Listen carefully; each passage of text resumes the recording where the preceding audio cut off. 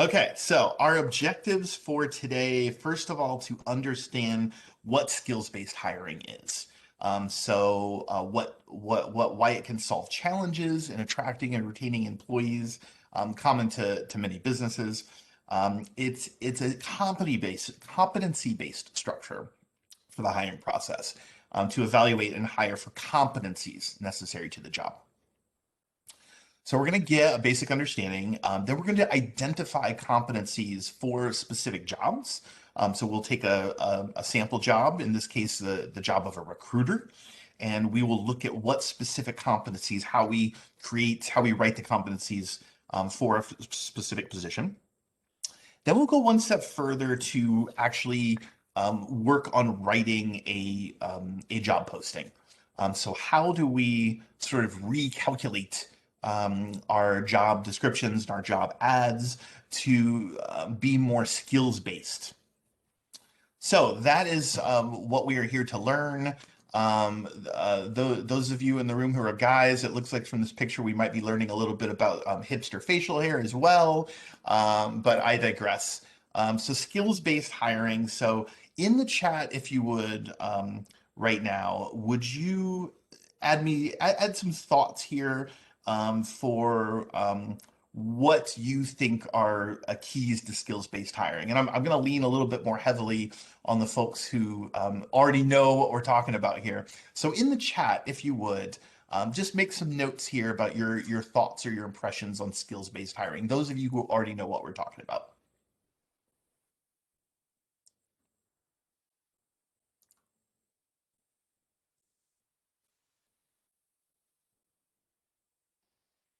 Okay, I see hiring for skills instead of just degrees and credentials. Absolutely, that is key.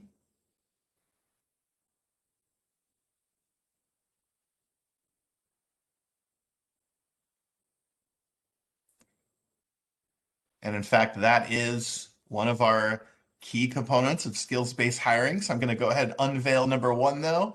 Well, number one there, remove credential requirements.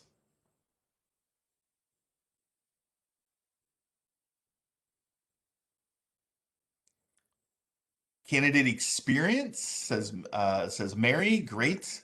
Looking at what a person has learned, not necessarily through traditional structural ways, but experience comes in all ways and shapes and forms.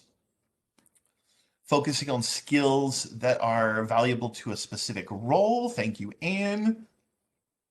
In fact, that is a lovely segue to number two, using competencies specific to the job.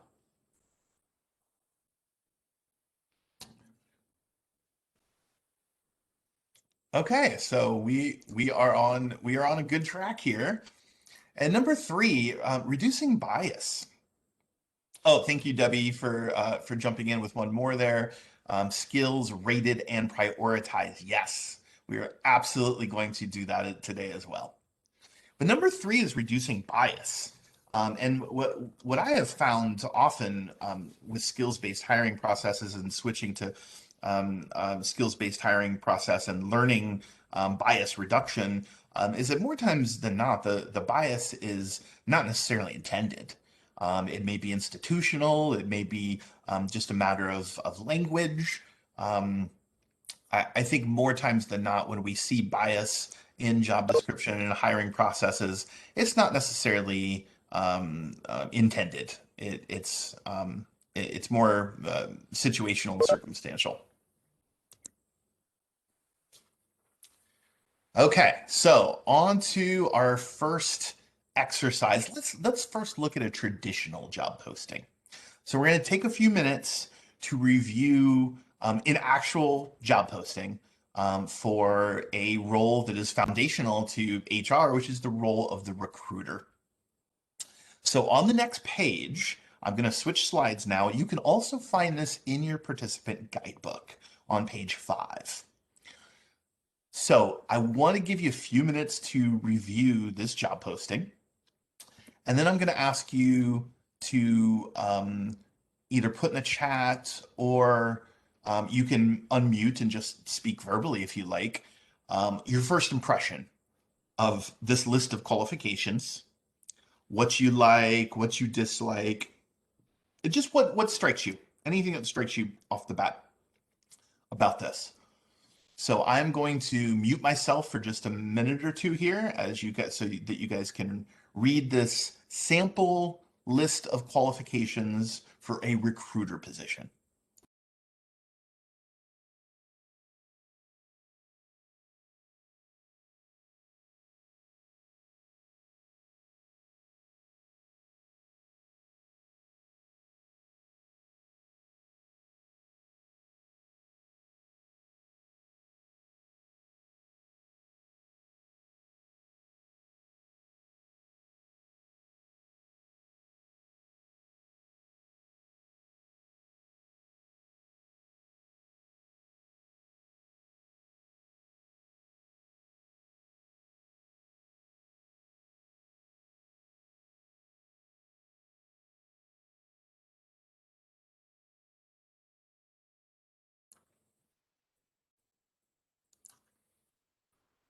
Okay, thoughts? What do you notice about these qualifications? What do you like? What do you dislike? As a job ad for a recruiter, what jumps out at you on this list of qualifications? Some are very specific and some are very general. For instance, you have to have Workday ATS experience, that's specific, but then a sense of urgency is helpful, is pretty general. Yeah, absolutely. Okay, so Scott hit on a couple things there. First of all, we've got some vague terms here that are suggestive of skills that would be needed for recruiter, but what do they actually mean? Exceptional interpersonal skills, analytical skills, and as Scott pointed out, sense of urgency. So we need to, I'm going to show you later a formula for how are encouraging employers to be very clear and specific instead of using these general terms. Then Scott also mentioned, besides the stuff that is super vague, there's also, do you see some stuff that is overly specific? Maybe more so than it needs to be? So Scott mentioned Workday, right? So we actually recently switched to Workday for our HR system at CareSource. It's a great program. It's definitely the hottest one out there. We used to use AltiPro, which is also very popular in HR. And I have found that for most intents and purposes, they're 99% the same. There might be a little difference in the GUI, the GUI, the graphic user interface, like how things look, but the same basic functions are there. So how important is it that a candidate for this position knows Workday ATS specifically, as opposed to just familiarity with an applicant tracking system or the competencies to be able to learn how to use an applicant tracking system? So those are great points. And Tracy is noting in the chat that these qualifications are ruling out a large pool of qualified workers. And that is absolutely correct. In fact, I used to work as a recruiter in talent acquisition, and I would have not gotten that job based on this list of qualifications. And I'm going to go into that a little bit more deeply a little bit later because this notion of skills-based hiring really resonates with me because I would not be in the career that I am right now without this skills-based approach. Anne also noticed all these requireds and minimums. Again, we are eliminating folks based not necessarily on criteria that's actually going to help us get the best talent pool. Okay, so thank you, everyone. Now let's look at a skills-based job posting.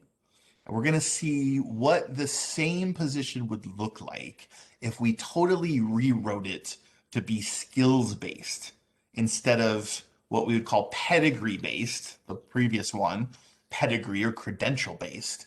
Now let's take a look at a skills-based qualification. So again, I'm going to mute myself for about a minute or so here so that you guys can read what this looks like. I'll be back in just a minute.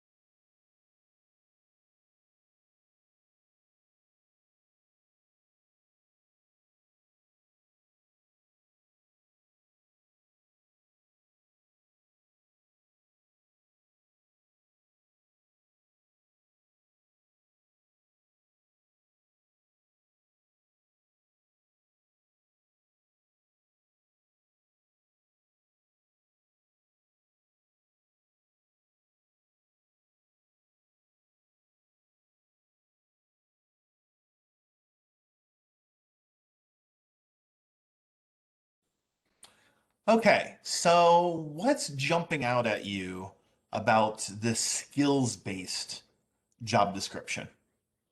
Anybody, you can type in the chat, you can unmute yourself and talk. Again, this is not super formal, so just say whatever is on your mind. First impressions about a skills-based job ad. Chad, Hmm. this is Debbie Tucker, Hey, Debbie Debbie. T on your list. I would just say that the first one reminds me of what you normally get from a hiring manager, and the second one then is what you normally are asking for from there, and you're trying to figure out before you start bringing people in.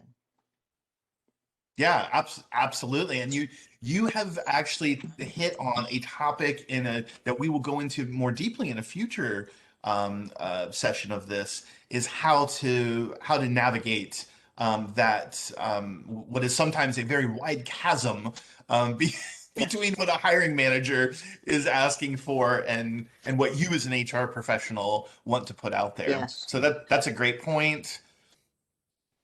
Thank you, Keisha, for noticing that we are very detailed on here, and there's very little room for interpretation.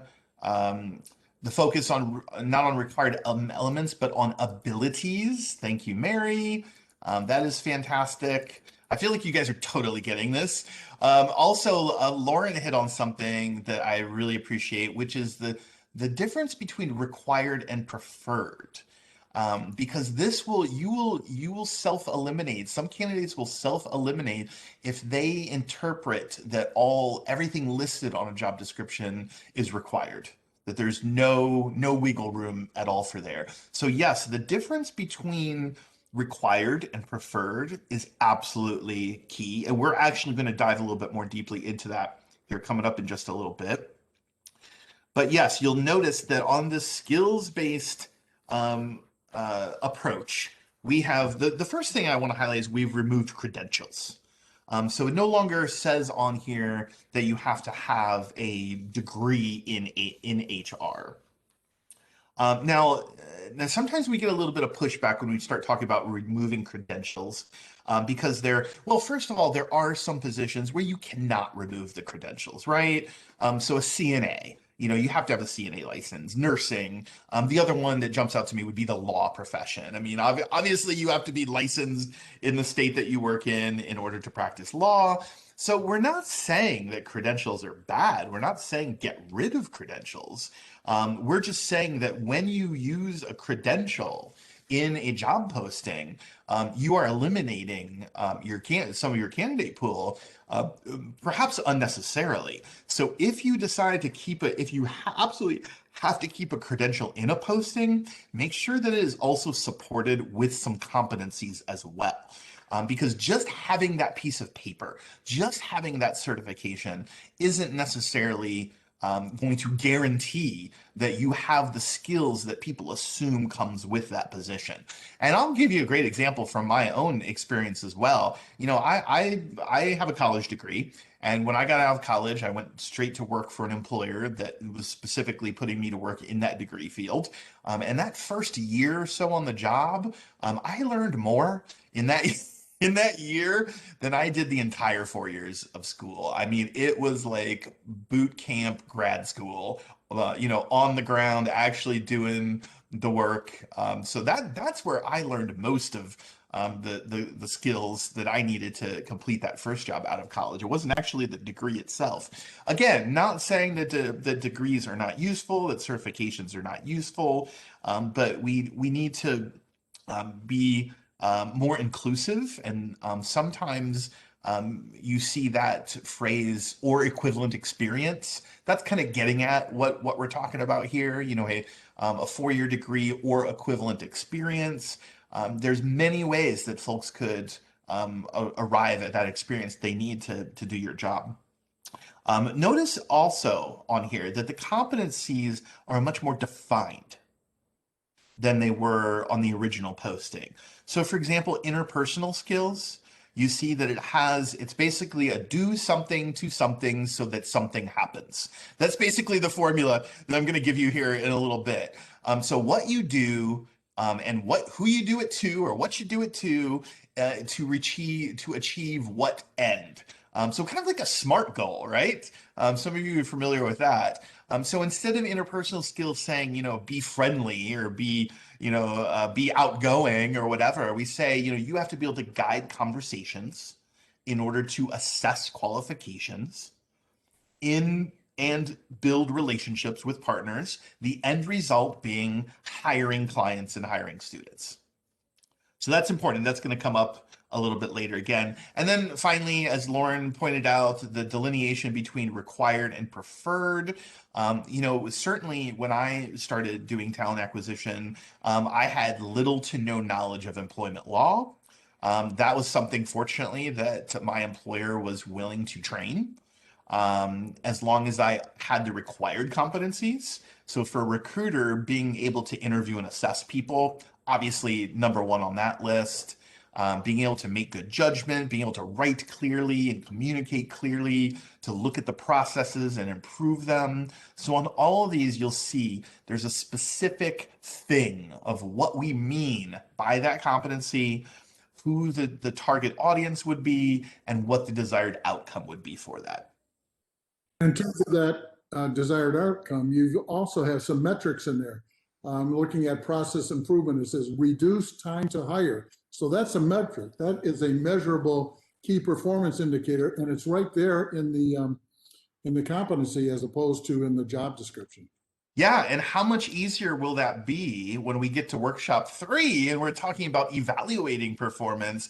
How much easier is that going to be? It's going to be so much easier because we can just put a number on that, reduce time to hire by 10%. You're absolutely right, Scott. This is kind of setting this foundation for a skills-based approach that will resonate throughout the hiring, onboarding, and retention process. Absolutely.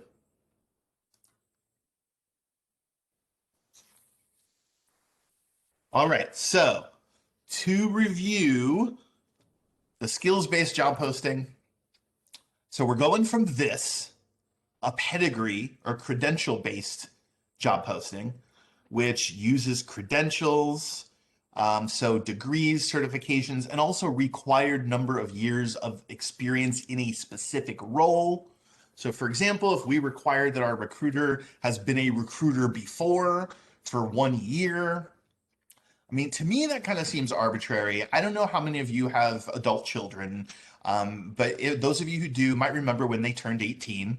How much difference really was there between when they were 17 years and 364 days old to that next day when they turned 18, right? Is there really that much difference? I mean, legally, of course, there's a switch that flips when you turn 18, but in terms of maturity, experience, those things don't change overnight just because you have 1 year or 3 year or 5 years of experience. Qualifications that are vague and unprioritized, and again, unintentional bias. So one example of that would be, using specific terms, like we saw, building dynamic relationships. That doesn't resonate in certain people that are from certain backgrounds and cultures. Using words like analytical skills. This has been a red flag in HR where when people see analytical skills in a job ad, it's actually been proven that women more than men tend to discount their own analytical skills. Men tend to be more confident in their analytical skills than women tend to be. So by using these terms, and again, many HR folks may not even realize that these are loaded terms. They might have the best of intentions, but they are unintentionally screening out the best candidates. So here's the side-by-side comparison to where we're trying to go with this. A skills-based job posting using competencies, distinguishing the qualifications between required and preferred, and reducing bias in our language. So generally, we're going to go for 6 to 10 competencies for most roles. We are going to look at foundational skills versus occupational skills. We'll talk about that here in a minute. So for example, like I said earlier, going from, be friendly to interpersonal skills in a specific context. And we're going to write occupational skills. So for example, like Scott pointed out with the workday, right? We're going to write that a little bit more broadly. So instead of requiring specific software like Workday, we're going to use more open language like applicant tracking systems. I ran into this all the time when I worked in HR. I did talent acquisition for a call center. Our travel department was absolutely insistent that applicants for the travel department had previous knowledge in a specific brand of software called Sabre, which was easy to keyword because it's spelled S-A-B-R-E. So it was very easy for me to find those candidates in our applicant tracking system. But what I found is those candidates largely told me, yeah, I've worked with Sabre, but I've also worked with this program and this other program, and they're, kind of like Workday and Ulti-Pro, they're all basically the same, right? So do we really need to screen out the 90% of people that don't know that program, Sabre? So we're going to write occupational skills more broadly. So here we are at the basic concept of credential versus competency. So credential is basically been there, done that, right? So you have that piece of paper, you have a degree, you have a certification, you have a certain number of work experience, a number of years of work experience in a specific role. Those are really more common because it feels easier to communicate these expectations. But it's really skill level based on a piece of paper is really not as clear. You are assuming that those candidates have the ability to perform the job. There's a miscommunication that a certain degree communicates expectation of skill mastery. That's not true. Instead, credentials are eliminating the other pathways for skill development.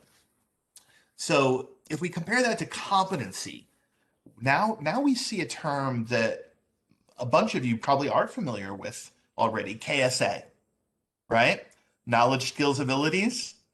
All right, I know some folks are nodding their head right now. KSA is knowledge, skills, abilities, your ability to do this. So this is where I want to reveal to you guys how my career has totally been changed by skills-based hiring. So the first 13 years of my career, I worked in public media as a news director and then as a general manager of a nonprofit a public radio broadcaster. So after 13 years of that, working for a small nonprofit, like many people in that situation, I burned out and decided that I wanted to make a fresh change. I wanted to make a clean break. However, the work that I was doing and the type of nonprofit that I worked for was so niche specific.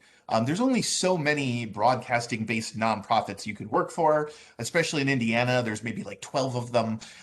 There's not a large opportunity pool there. So I did something that changed my life.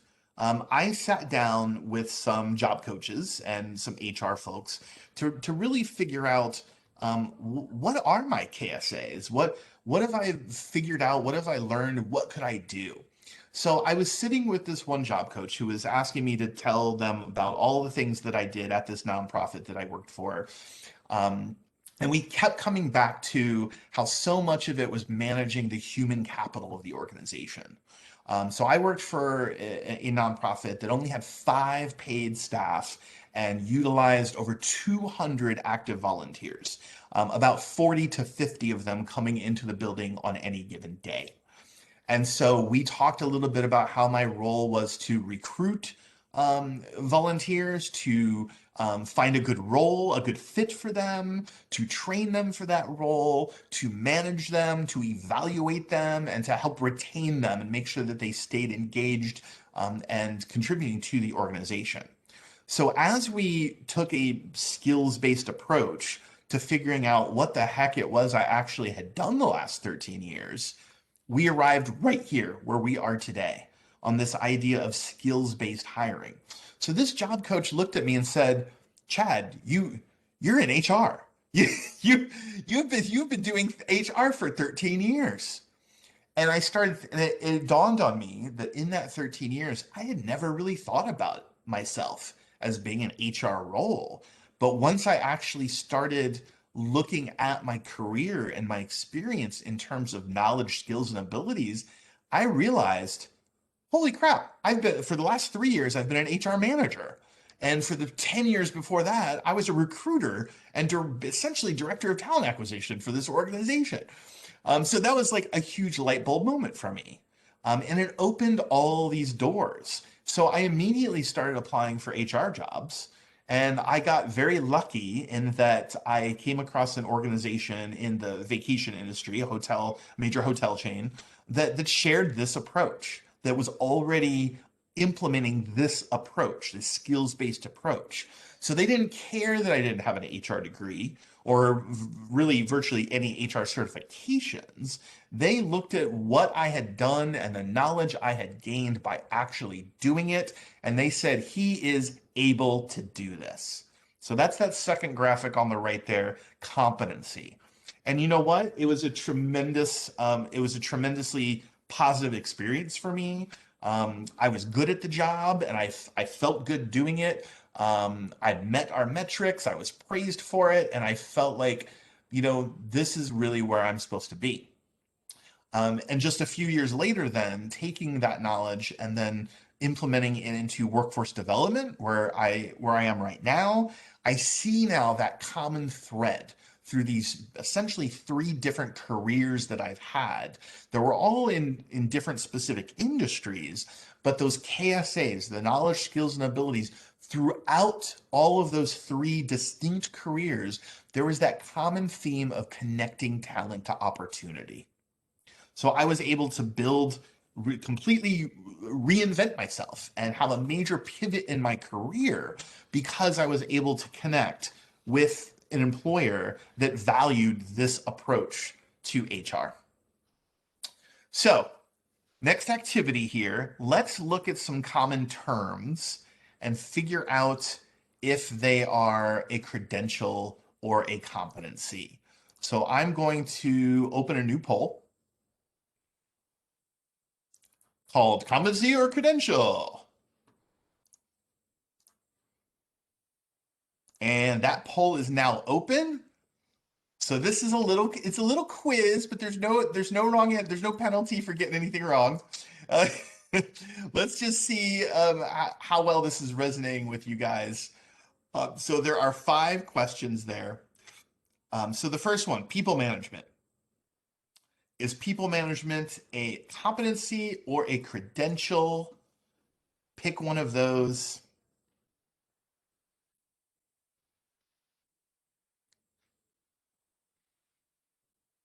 Proven work experience in a related field. Is that competency or credential?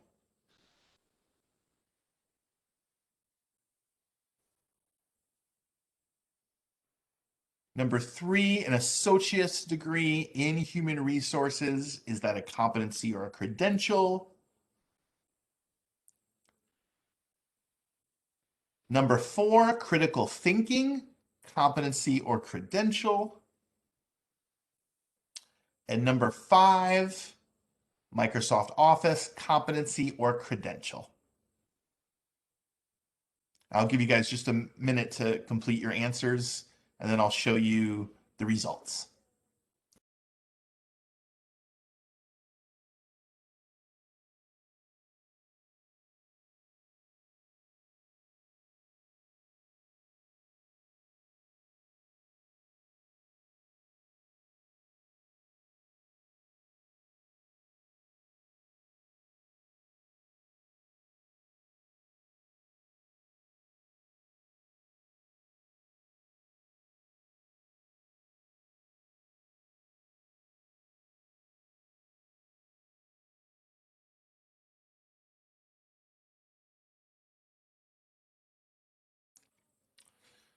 Let me thank you guys as well for being so engaged. I really appreciate it. We are getting 2/3 or more responses on these polls, so I really appreciate that you guys are there and engaging. I know this is a lot harder to do virtually than in person. I certainly would much rather be with all of you right now, presenting this in person, but I appreciate you being engaged.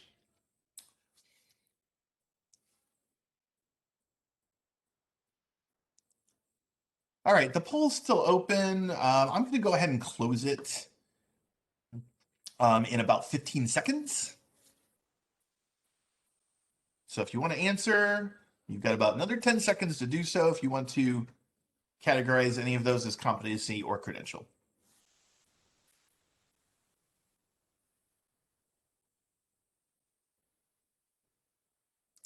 Okay, so now let me share the poll results with you. So people management, competency, absolutely.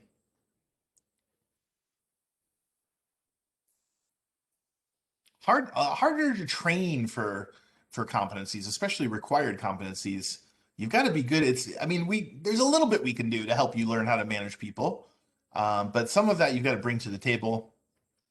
Proven work experience. Now we seem to be a little bit more split on this, and maybe it's just the wording of the question, but this is absolutely a credential.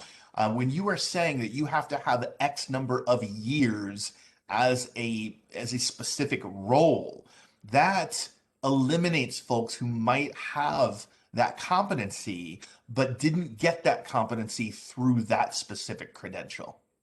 So number two, work experience, that is actually a credential. The next one, a little bit more obvious, an associate's degree clearly is a credential.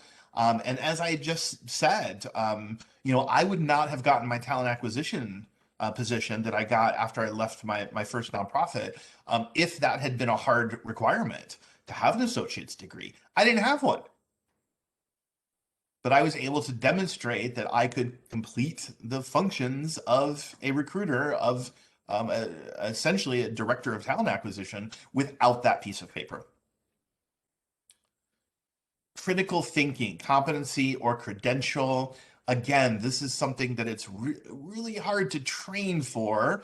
You can certainly try, but at a very base level, you've got to come to the table with already some critical thinking skills. That is a competency. Notice on this last one, Microsoft Office, we are kind of split on this. And I think this might, again, be kind of a wording kind of thing. If it said Microsoft Office certification, that would definitely be a credential. If you had to show that you passed some sort of test on Microsoft Office, that would be a credential. Having skills in Microsoft Office, that is a competency. So number 5 is competency. Although this also touches on something we just talked about earlier about naming specific programs, about how that is self-eliminating. So for this one, Microsoft Office is so dominant in the word processing software game that it would be hard to imagine not, being able to use word processing software and not knowing Microsoft Office. But it is out there. So let me tell you, at the nonprofit that I worked for 13 years in Bloomington, the IT director, who was a volunteer IT director at this organization, actually was opposed to using Microsoft products and set us up with something called Open Office, openoffice.org. So this is non-commercial, free, open source software that is almost exactly like Microsoft Office. And let me tell you, if you get really good at using Open Office, you can immediately open Microsoft Office and not have any problems doing it. So if we were to say Microsoft Office certification, that would be a credential. What we're really looking at here in number 5 is just word processing competency. So the wording of that might have made this a little bit more confusing, but that is what we are talking about when we talk about Microsoft Office here, and that being a competency. Let me open another poll for you guys because we're about to kind of turn the page here and kind of get deeper into the weeds. So let me ask you a question, and you can choose as many of these as you want. I believe it'll let you select all of them if you want to. So what positive impact would you like to see in hiring processes? So if you currently work in HR, maybe that would be, notice the question says in your hiring process. Uh, Really, we can interpret that just a little bit more broadly to say what positive impact do you want to see in hiring processes in general. So that poll is now open. So choose as many of those responses as you wish. What are the changes that you want to see in the HR world?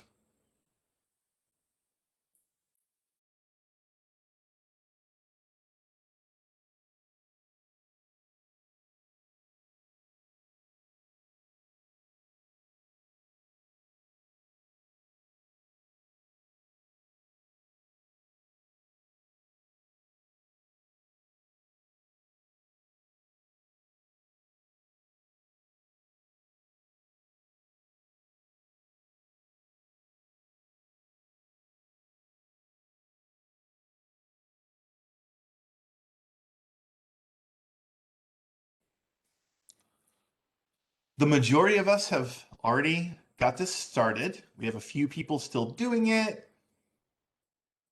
So I'm going to give just another 30 seconds or so.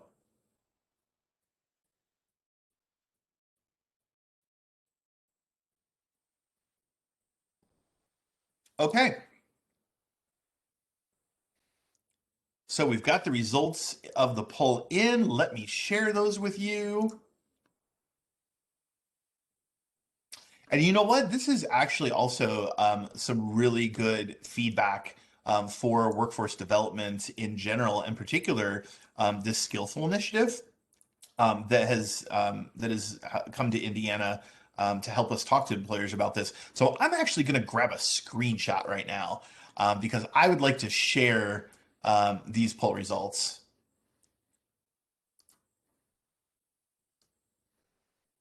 So I'm actually going to grab a screenshot of this. I'm going to save this on my computer.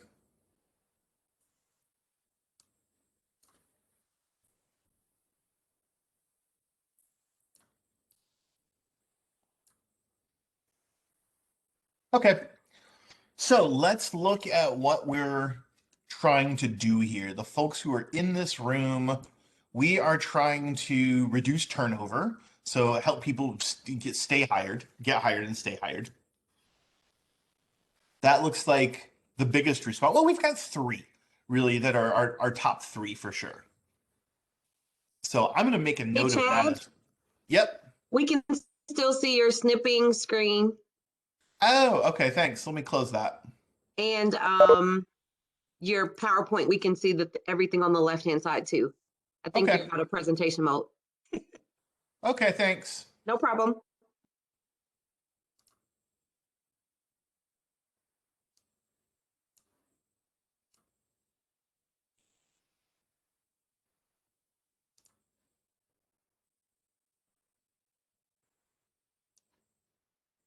All right.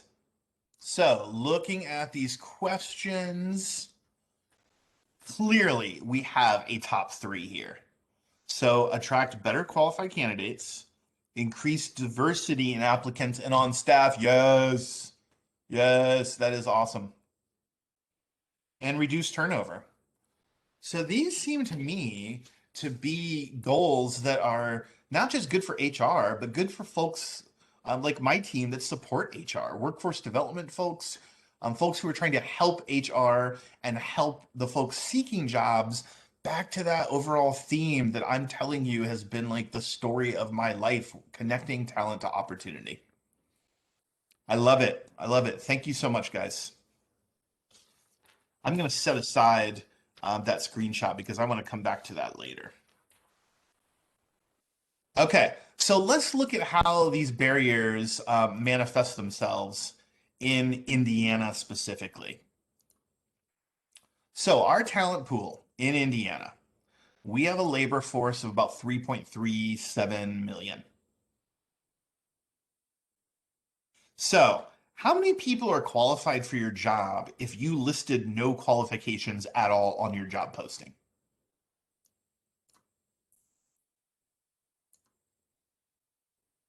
It's not a trick question. 3.37 million applicants, right? Obviously we don't want that many applicants, but that is our wide labor force right there. 3.37 million in Indiana. When you put in a degree requirement, you are automatically eliminating right off the bat 74.7% of them. 3/4 of the labor force in Indiana does not have a typical 4-year degree. This is true. So that leaves you with 852,000. Still a lot of people. Great. Okay. But you've eliminated 75% of the workforce. Now there's bias. Now this is, and again, as I said, largely unintended. An HR workforce development company called Talvista has studied this and estimates that 30% of the remaining applicants are eliminated by bias in the job postings, in the job ads, the job descriptions. Okay, so now we're down to maybe 600,000 people that could be a recruit. Let's say we're just trying to hire for a recruiter, right? We'll stick with that example. Now you're going to eliminate 93.5% if you require, for example, 1 year of work experience in an HR role. That would have eliminated me too, guys. Remember how I just told you that I got into HR without realizing that I had been in HR for 13 years. There was that aha moment when I left my nonprofit and had to do kind of an audit of where I was and where I had been in my career and what knowledge, skills, and abilities I had that I could apply moving forward. That was that aha moment for me. But I wouldn't have gotten there if my employer had required that associate's degree in HR. So that eliminates almost 94% of the remaining applicants if I'm trying to hire a recruiter. So now I'm down to about 39,000. Okay. Next. Well, some people who work in this role would not consider changing employment. Not everybody is looking for a job, even if one comes knocking at your door. Some folks are happy to stay where they are. So that eliminates about 28%, as they're not in the job market. And they even if you ask them, they are not going to change. So that leaves us with 28,000 potential applicants in the entire state of Indiana for our recruiter job, which sounds like that's still a lot, right? But if you look at that original number, it's 0.8%. So based on using that old pedigree-based, credential-based job approach, I have eliminated over 99% of the labor force using traditional hiring practices to find my recruiter. That's not good. And again, that would have eliminated me too. I wouldn't be here today working in workforce development, having this experience in HR, if someone hadn't been willing to take that skills-based approach on me. So Skillful is new to Indiana, but they have had some success where they came from. Thank you, Tracy. Transferable skills. That's exactly what we're talking about. You guys are just killing it in the chat. I appreciate it. So Skillful is new to Indiana, but they are not new. They started in Colorado.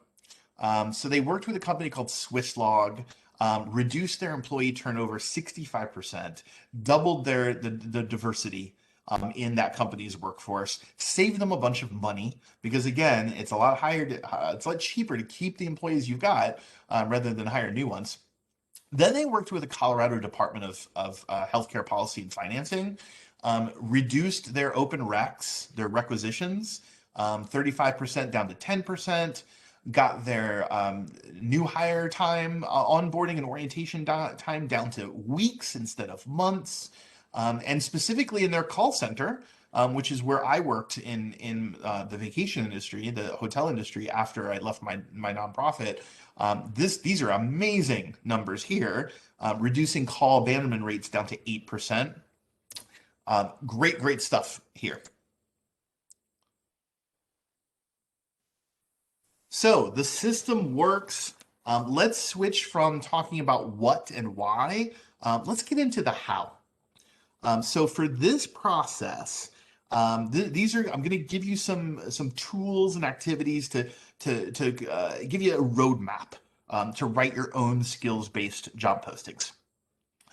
So for this, you are going to be using that spreadsheet that I emailed to you.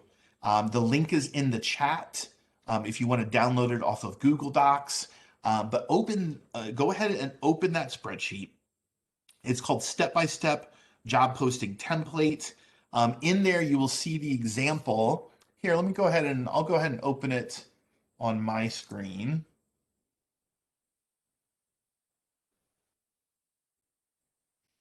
This is a fantastic tool to use.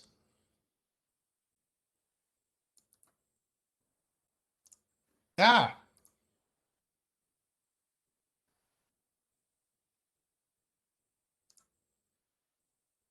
There we go. So this is the spreadsheet that I'm talking about. And you can see there's an example already filled out here for Recruiter. So we're just going to start with step 1, identifying competencies. So on tab 1, which is called template, you'll see where you can write competencies for a job. Under job title, you can put the title of the job that you want to identify competencies for. So we're just going to start with step 1 here. And then a little bit later, we will rank them. So 1 to 10, there's a drop down right here that allows you to rank how important those competencies are. Then we'll move on to the next step of whether it's occupational or foundational. We'll talk about that a little bit before we ask you to do that. So right now, we're just going to focus on step 1, which is the identifying the competencies.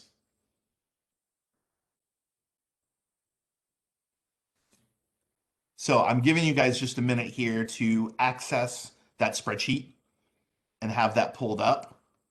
If anybody needs the link reposted in the chat, just say so. You know what? I'll just go ahead and repost that anyway. So I'm dropping that into the chat right now. Make sure to download it instead of just opening it off of Google Docs. Make sure to download it and then open the downloaded copy.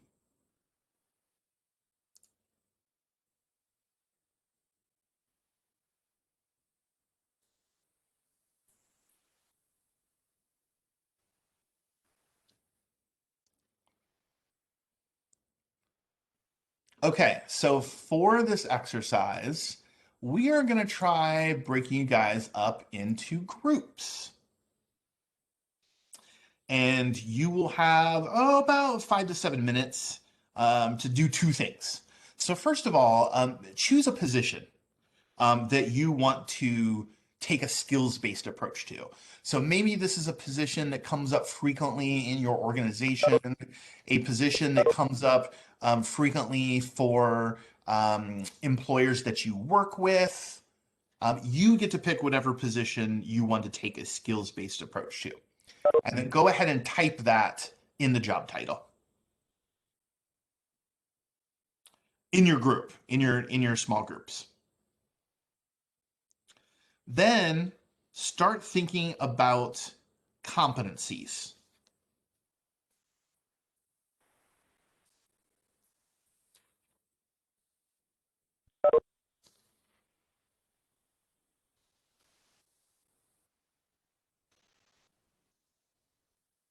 Now, before we break into the groups, I'm going to give you guys 2 different free digital tools to help you identify those competencies.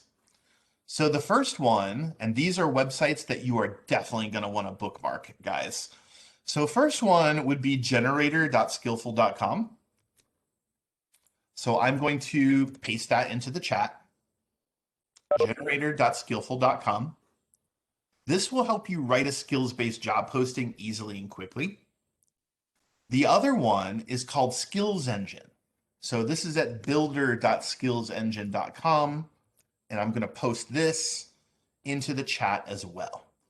So you have several tools now. You have these two websites, and you have your spreadsheet where you can start identifying these competencies. So it's now time to break out into the groups. Try to come up with, at least 2 or 3 competencies by the end of activity. You can give more if you want, but try to come up with at least 3 for the job that you are searching for. So I'm going to break you guys up into, let's say 5 groups. And we're going into breakout sessions now. So we'll be there for 5 to 7 minutes, and then I will bring you all back. All right, here we go.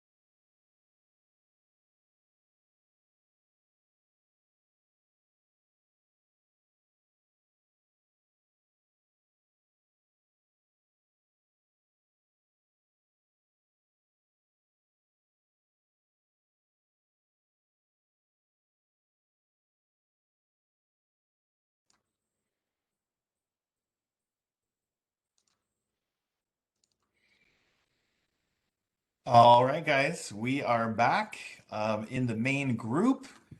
So we have just started digging into a couple tools here that we can use, skills engine and job posting generator. So a profile builder and a job posting generator. So these are really, really cool tools. You're definitely going to want to bookmark these. For skills engine,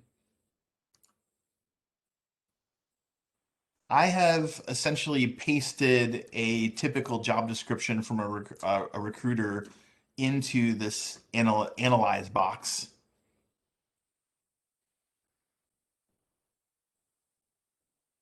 And you'll see it gives you all sorts of cool data.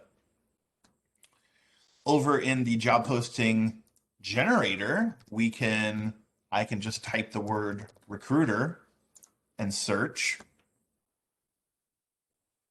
Some of this might remind some of you guys of ONET, if you're familiar with ONET. It does, actually, these do tie into the ONET database.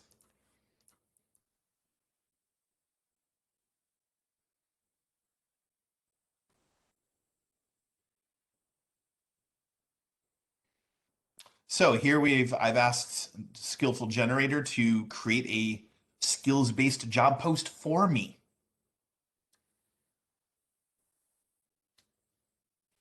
So these two websites give us places where we can, look at this, we can pull competencies, and you can split them into required and preferred and occupational and foundational. We're going to get into all that in just a second. Very, very cool stuff. So let me hear from some folks about how this went. Are there any of the groups that would like to talk about what they did in the spreadsheet? Can someone give me the name of a job that you tried to make a skills-based competency list for? Anybody want to volunteer?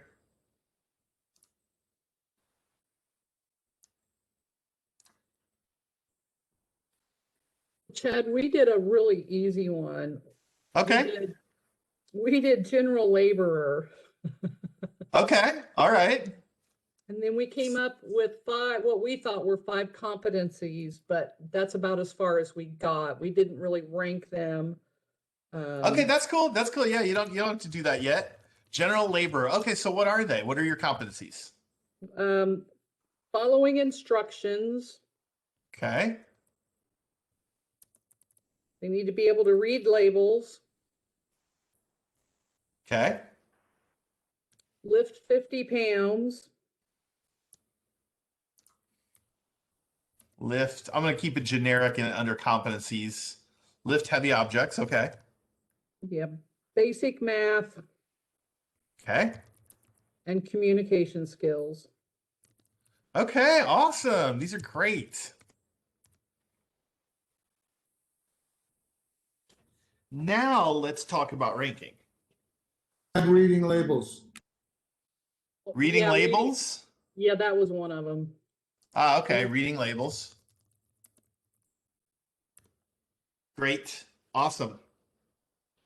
Now notice in your spreadsheet that you can start to rank those. So let's look at the example of recruiter. So now you can see on my screen, and this is on this should be on the second tab of your version of the Excel sheet too. So you guys will have this after the training. So if you look at the rank order, you notice that we picked out our top 5 in green, and then a couple more in yellow, and then the bottom 3 are in red. So our top 5, and then we even ranked them in order. So take a moment to play with that spreadsheet and rank the whatever competencies you came up with in your spreadsheet. Go ahead and rank them.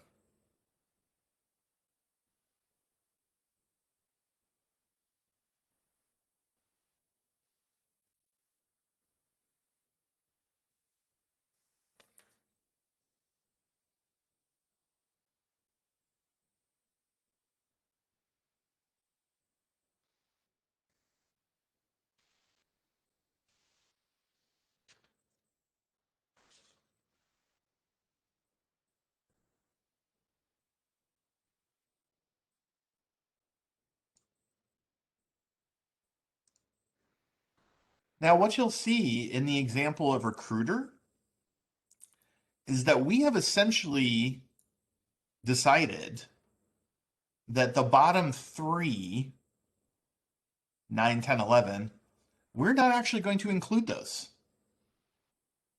in our job description. We're going to focus on the top 7 competencies. Top 8, well, I guess top 8. And then 9, 10, 11 are going away. So far, we're just doing the first 2 columns of this spreadsheet. But now we're going to start talking about the difference between occupational and foundational. Some of you guys know these by other words. So if you ever hear technical skills and soft skills, yep, that's what we're talking about.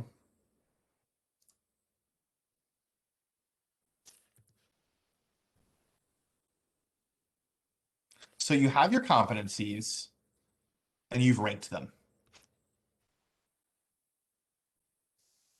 So let's talk about occupational versus foundational. Again, these are more commonly known as technical skills and soft skills, but those terms can be kind of misleading. So that's why we're going to use these new terms instead of technical skills and soft skills. We're going to say occupational and foundational.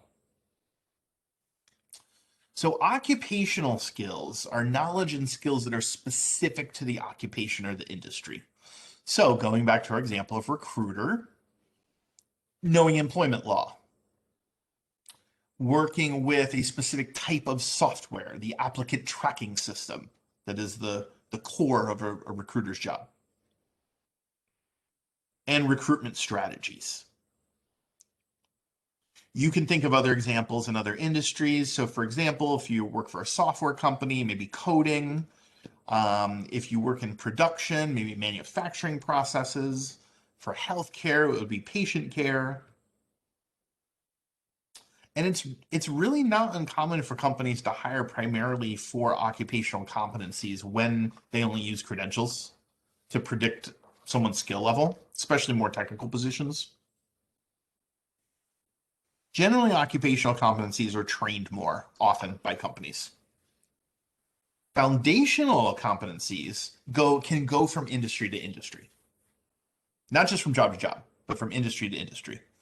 But they're also harder to train for, and to hire for in the first place if you're not intentional about the process. So this is exactly what I was talking about when I told you that I completely did a pivot in my career from a career in public media to a career in HR and workforce development. If you're overlooking competencies, if competencies are not the main hiring focus, you would miss me. So you might not hire a teacher for a corporate position that involves public speaking and critical thinking and collaboration, even though a successful teacher likely has all of those.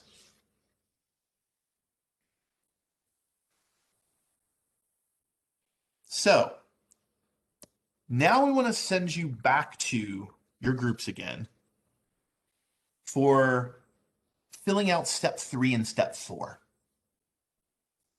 on your spreadsheet.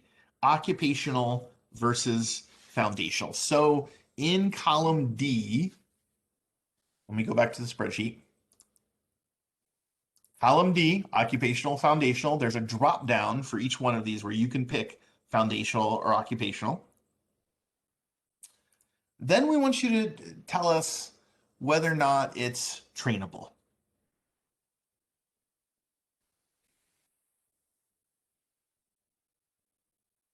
Okay, so I'm going to send you back to your breakout groups, and we'll do that for just a few minutes. So you are building upon what you did in the last breakout to now include occupational or foundational and trainable. All right, back we go.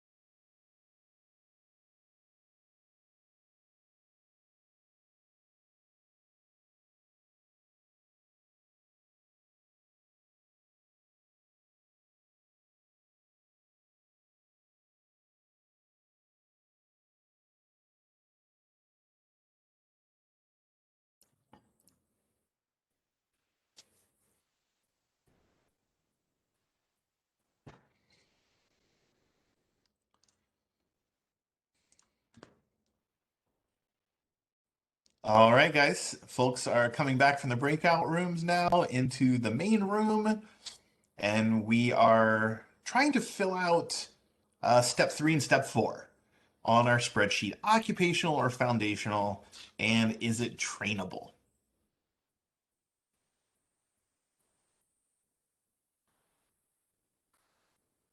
So check out this slide.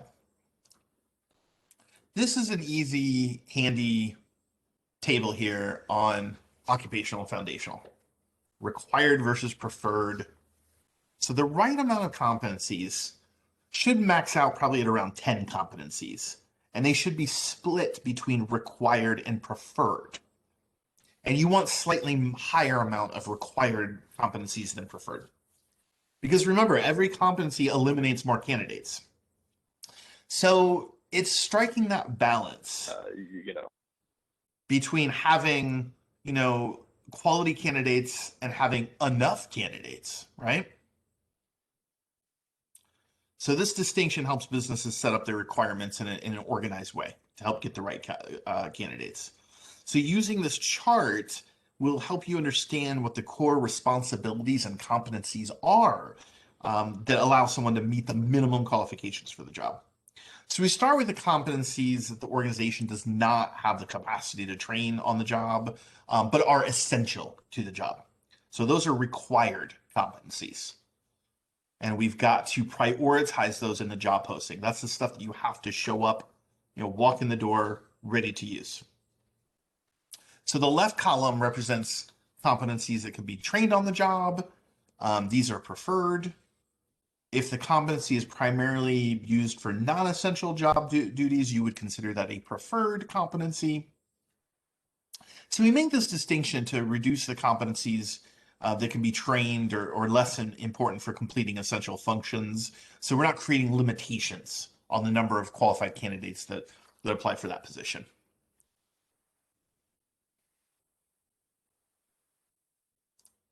Going back to the spreadsheet, number 5, you can kind of do that right now if you want. I'm going to mostly just kind of skip over that. We're not going to do breakout rooms just to determine required or preferred. But you can see here, essentially, I have just marked our bottom 3 competencies for recruiter is not included. And you can see my top ones are all required. Number 1, interviewing and assessment. Number 2, process improvement. Number 3, persuasion. Well, number 3, persuasion is preferred. And then 4, 5, 6 are all required as well. There's one more step that we have to take here before we wrap up the training for today. So we're going to get to that in just a moment. But it's recommended to have 7 to 10 total competencies on a job posting. Again, a mix of required and preferred. So at this stage, in step 5, it's most crucial to condense that competency list. So, like I said, if it turns out that instructing, for example, is our lowest ranking competency for recruiter, we're just going to drop that from the job ad. So how did this process go for you? This is for me, this is one of the trickier parts of this process. Does anyone else, we have the group speak about general labor. Could we get someone from another group that did another job to share their competencies and how they categorized or ranked them? Would anybody be willing to share?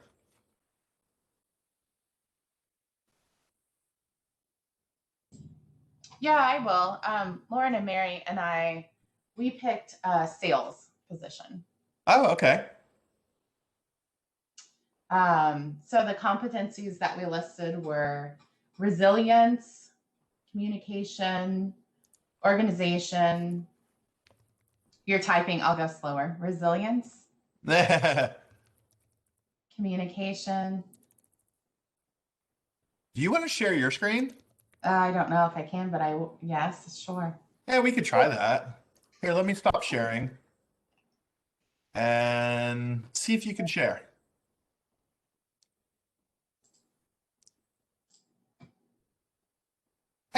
it works. Cool, that's faster.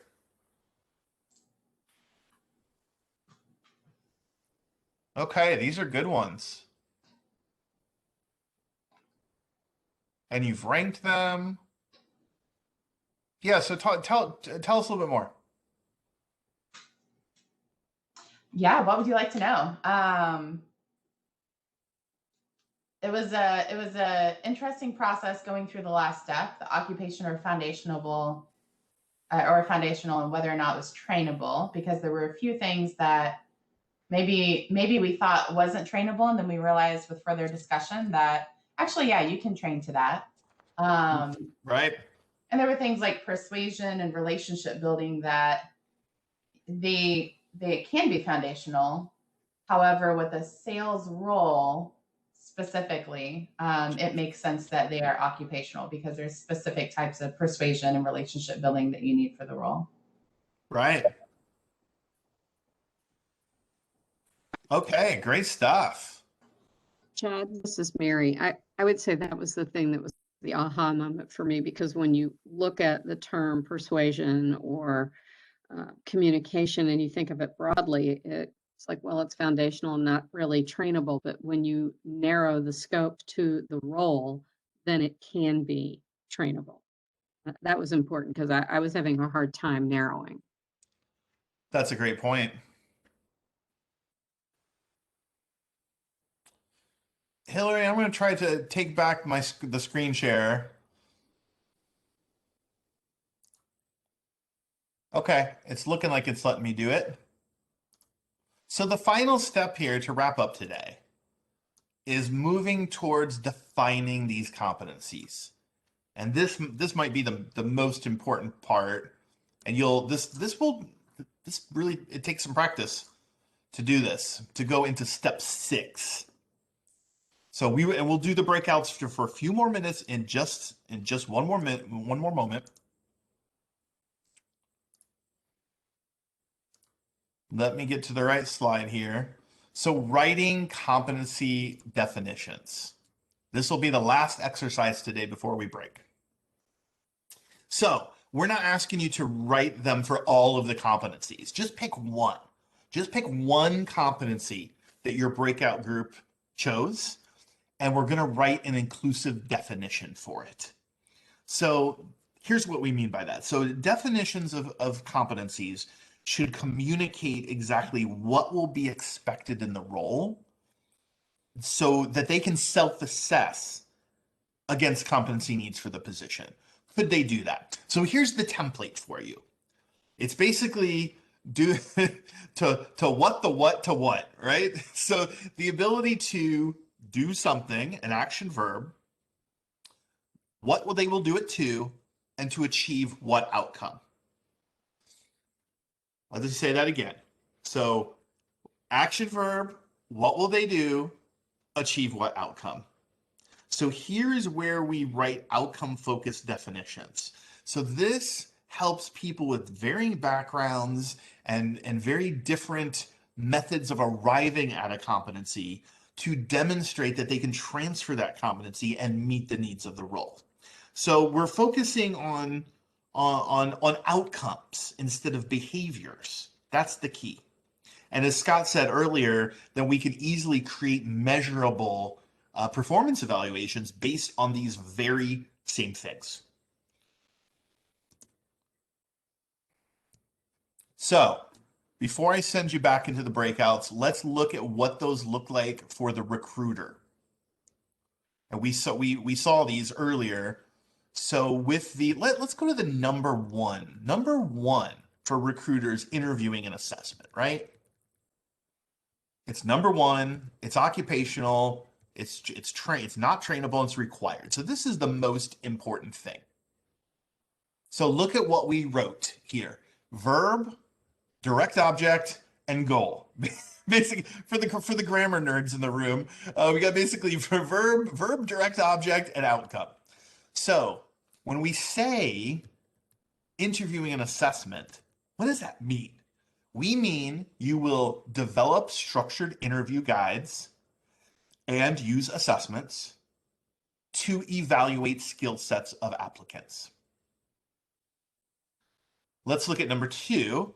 Number two is process improvement, which again is occupational, not easy to train for, but definitely required. So you have to monitor and evaluate. So there's verb one, direct object recruiting processes. Now we have another verb set in direct object, update recruiting and sourcing methods. So those are kind of the two pieces, two parts of that puzzle. The ultimate goal, the ultimate outcome, improve quality of candidates and reduce time to hire, which, as we pointed out earlier, can be then linked to measurable outcomes for performance evaluations, which will come later in this training process. So, like I said, you don't have to come up with these sentences or these phrases for every one of your competencies. Just pick one. So we'll just do this for like 3 minutes, and then we'll wrap up. Okay. So I'm going to send you back to the breakout rooms for just a few minutes. Come up with one competency phrase, and then I'll ask you to share that with the group as we come back. So like 3 minutes. Okay, here we go.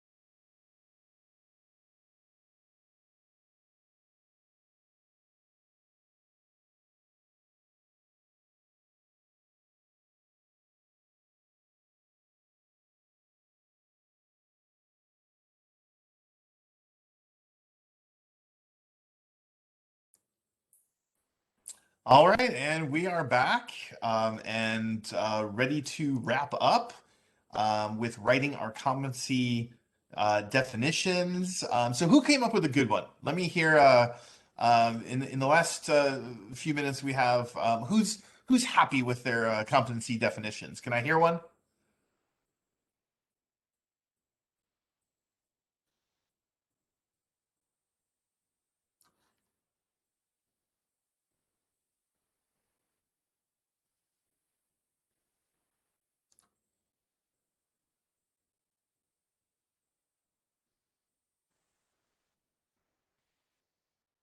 No, nobody likes theirs.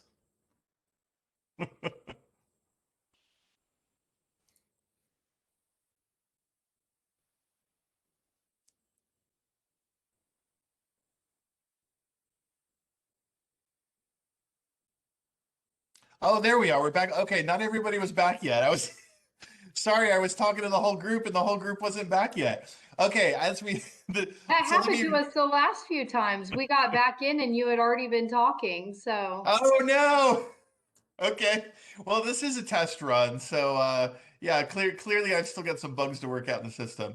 So the question I was asking when I thought I was talking to everybody was who's got one that they're happy with? As we wrap up here, we just have a few minutes left in the presentation, so we're going to end a few minutes early. But who came up with a competency definition that they're happy with? I think I've got one, but it's pretty basic. Okay, basic So- is good. So we used reading, ability to read labels. So ability to read labels to determine placement of goods and restocking inventory. Love it. Very specific.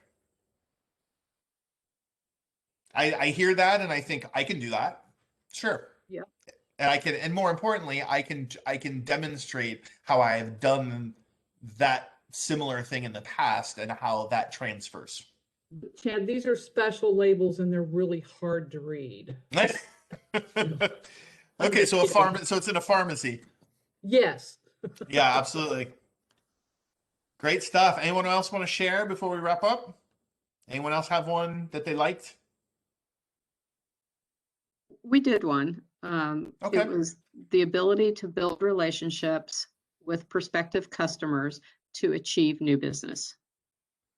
There you go. Excellent. Okay. And so we can take that last part and we can set a goal for that. Achieve, a certain number of new businesses, or for example, in my program, number of employer partners. We could say, okay, this is your quarterly goal to increase by this number. Makes total sense. Excellent. Thank you guys. Thank you so much. So wrapping up, let me share the last couple slides. Pretty much almost done here. So final question. This is to see if you've been paying attention, right? What does it mean to use skills-based hiring? There are no points. You won't fail the quiz if you get it wrong, but choose all of these that apply. So you should see 5 options on your screen there. Go ahead and tell us. Pick out I want to say there are 3. There's 3 on there that are skills-based.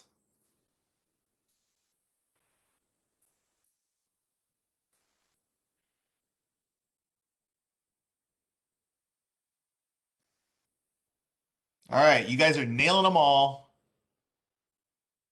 Not surprising. We got super smart people on this call. Reducing bias, yes. Removing credentials requirement when possible. Remember, we're not saying credentials are a bad thing or that the credentials are not useful. In fact, there's no way around them in some cases. But can we remove them when possible and use equivalent KSAs, knowledge, skills, abilities? And then finally, use competencies, especially competencies specific to the actual job that we're actually hiring for.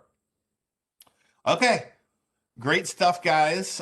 So wrapping up here, what we've gone through today is a basic rundown of skills-based hiring, how to identify competencies that are for jobs that are relevant to specific organization, that process of skills-based hiring to describe roles using competencies needed for the job. And then finally, we just kind of dipped our toe into the water in terms of writing a job posting, and how to effectively incorporate those skills-based competencies into writing an actual job posting. There's one there in the participant guide that I emailed you. There's even more information. We just kind of skimmed the surface on this. In particular, on the topic of reducing bias, which I feel like we didn't quite talk about as much as I wanted to today. There is actually a website where you could plug job descriptions into it, and it's a gender bias a sniffer. It'll it'll show you all the potential gender bias. So look in your participant guide for that. I will email that to you guys again following the conclusion of today. And also, I would love to have you back for number 2. So the Skillful Talent Series 102 candidate evaluation. I'm going to go ahead and put that in the chat before we leave. Here we go. Here's the registration form for Skillful Talent Series 102. It is 4 weeks and 1 day away. I just did the training on it yesterday. So I'm going to practice on that for a couple weeks, and then I'll be ready to present that 4 weeks and 1 day from today. So there's the registration link for number 2. I will send that out to you as well, again, via email. If you want to learn more about my program, CareSource Job Connect, and what we do, I'm going to put that link in the chat as well. And you know that I will include that in the follow-up email as well. So there it is in the chat, and that'll come to you versus for the follow-up as well. And then finally, thank you. Thank you so much for being here. Like I said, this was kind of a test pilot for us. This is brand new to Indiana, and this is the first time, certainly, that I've presented it. So it was really helpful to have so many familiar faces on the call, and to have the level of participation that we had and engagement that we had on the call today. So thank you so much, everyone. We are at time, so I'm going to go ahead and sign off. Like I said, I will follow up with everybody via email, and thank you. Have a great rest of your day.